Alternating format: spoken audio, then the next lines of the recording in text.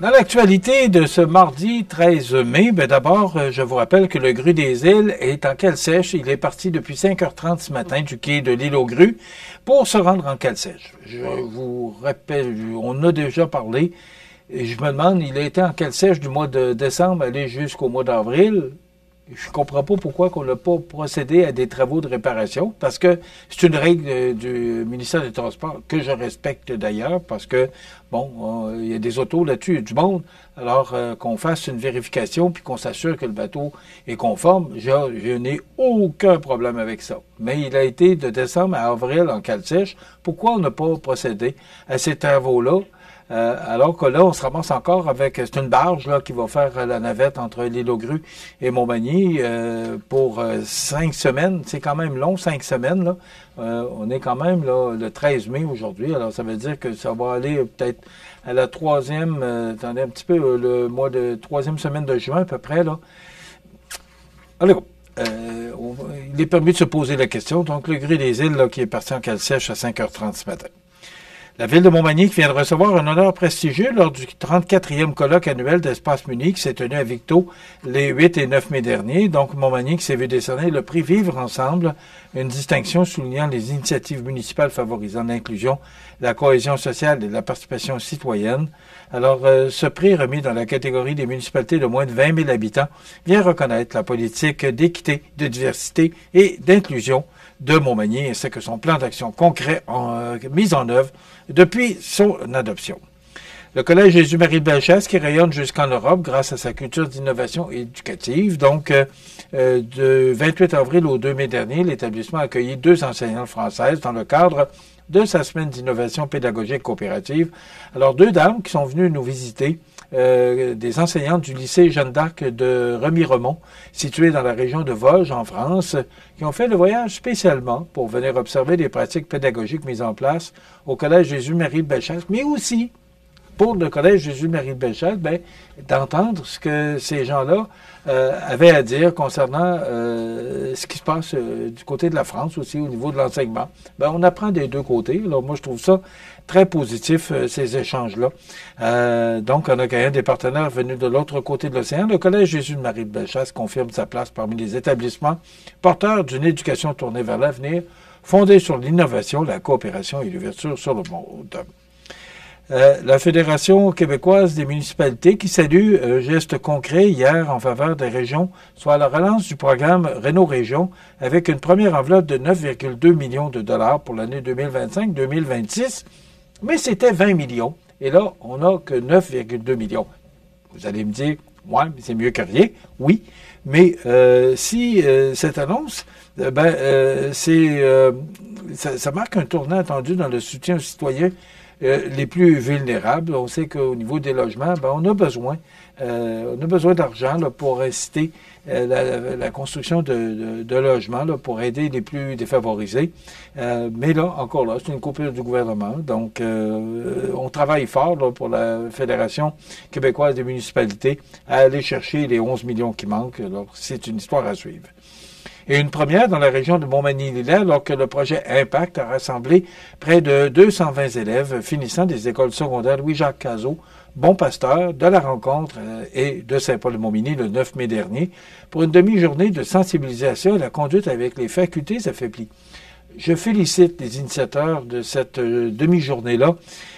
Inspirée d'initiatives similaires dans Bellechasse et ailleurs au Québec, cette activité a été lancée à point nommé alors que la saison des bals des finissants s'amorce.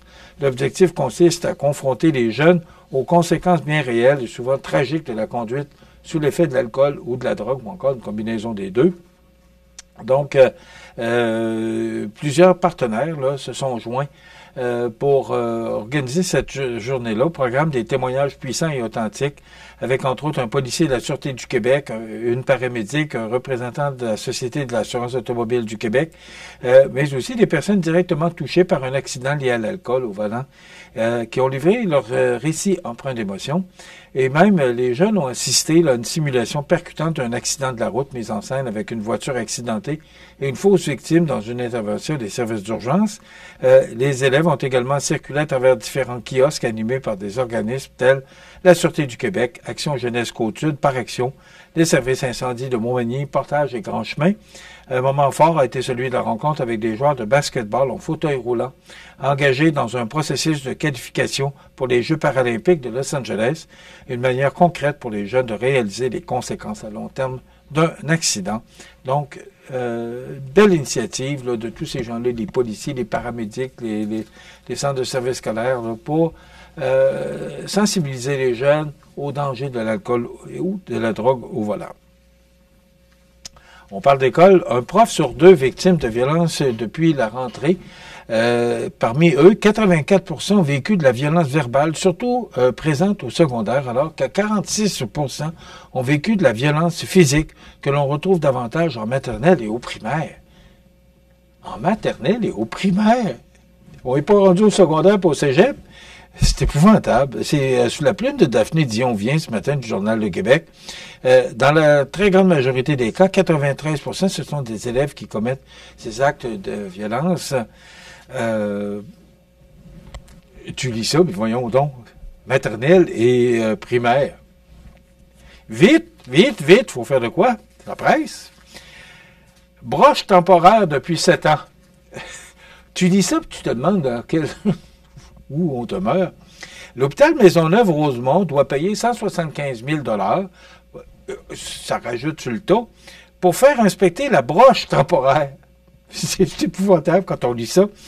Installé d'urgence il y a 7 ans, qui retient la brique sur les murs extérieurs de l'hôpital Maisonneuve-Rosemont.